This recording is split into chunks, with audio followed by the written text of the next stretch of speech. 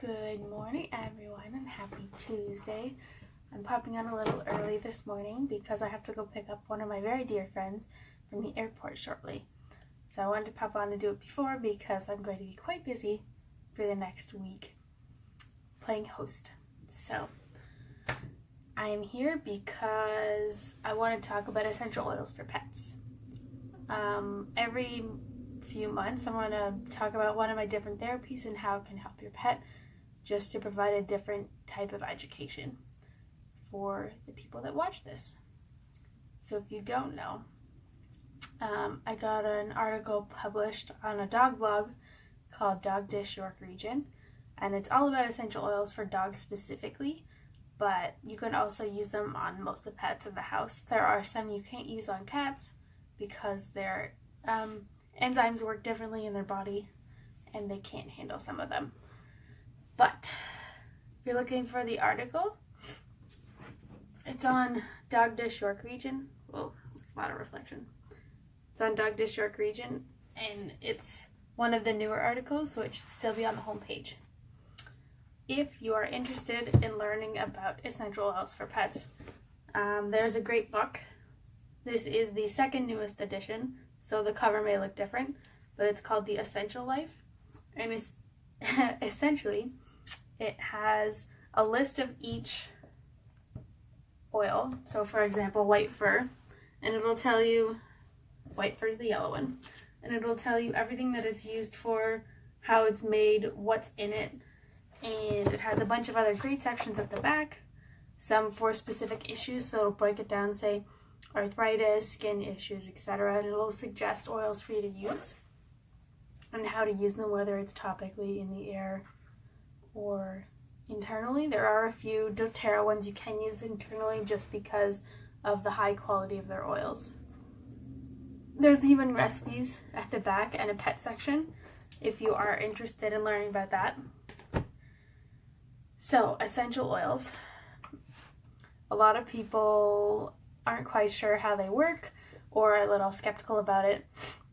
The biology behind them is that in the wild, animals, when they're sick, eat specific plants that have medicinal properties, and they're essentially healing themselves because when they chew it, the oil from the plant gets in their body, and that's what stimulates the system.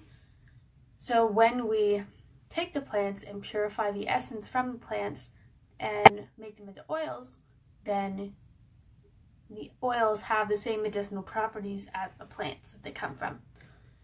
So I've used quite a few of them on myself, and I've used a few of them on Kaya. One thing about topical uses for pets is, depending on where you put it, they may lick the spot. So it's a good thing that doTERRA's oils are very high quality, because you can take them internally without any ill effects. Unless, of course, the dose is too high, but always start with a smaller dose and work your way up, because it's a good way to go. So for example, Kaya has some digestive issues on and off, but we recently switched her food because the bone content in the one she was in was a little higher than I would have wanted. So I switched it, and at first she didn't do great on it, but she was also on a new probiotic because the one she typically gets was out of stock when she needed more, so I found a different one, and she doesn't do well on that one. So when I took it out and just added the regular pumpkin that I normally add, she got much better. So we're very excited about that. But in the meantime, there are DigestZen, which is for intestinal issues. But if you look to the article, at the bottom I listed a bunch of issues they can be used for, and some of the more popular ones. Hello to whoever joined me. There's a lot of cleaning things you can do too, because the oils are pet sensitive. So if you have carpets that need to be cleaned, floors that need to be cleaned, bathrooms, anything like that, a lot of the, say, lemon is really good. Hi, Kaylee. And just to keep the chemicals out of your pet's body. A lot of times when they're walking on surfaces that get cleaned with chemicals, they're absorbing it through their pads. So it's something else to think about. Digestive blend of ginger is also very good for nausea. and I know ginger is good for a lot of things, but I also typically recommend turmeric and ginger or golden paste for arthritic issues or joint pain, but ginger is also really good for digestion. They now have a Gravol Natural Edition, which has ginger in it. Although the taste is quite strong when you take it, it has the same properties. So there's that, but for a brief list of some of the issues they can be used for: anxiety, inflammation, infection, scarring, tumors, warts, bleeding, nerve damage, abscesses, allergies, skin issues, burns, conjunctivitis, fever, heat stroke, muscle pain, parasites. There's a really good deworming one, and I don't know it off the top of my head, but I will find it and post it here. Joint issues, obviously, there's quite a few for that. There's some really good ones for kidney. I know I had a client who I got her the oil for the cleansing the kidney because her dog had kidney stones and things like that. She had the best blood test she's ever had, and she was doing fantastic. And then her tumor ruptured that they thought it was smaller because it grew really quickly, and it ruptured. And unfortunately, she had to be put down. But she was doing so much better for about 3 months with the oil, and then the tumor ruptured. So some things can't be helped, but she did get another 3 months with her family, which is really amazing.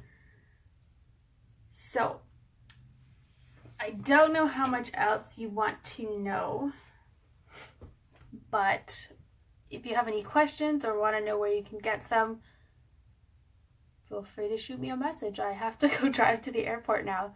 But the book, again, it is on my website as one of the books of the month, but it's called The Essential Life. If you're looking for it, if you have any questions or want to ask me about a different therapy that I do, you're more than welcome. But I have to go drive now. Have a fantastic rest of your Tuesday. Hope everybody's awake by now. And I will see you next Tuesday, where I'm going to review the Animal Mind, the Time magazine that I posted on my Instagram. I read the whole thing, made notes, and I'm going to talk about it. It's a little more psychological than this one, but I hope you guys like it. See you next week.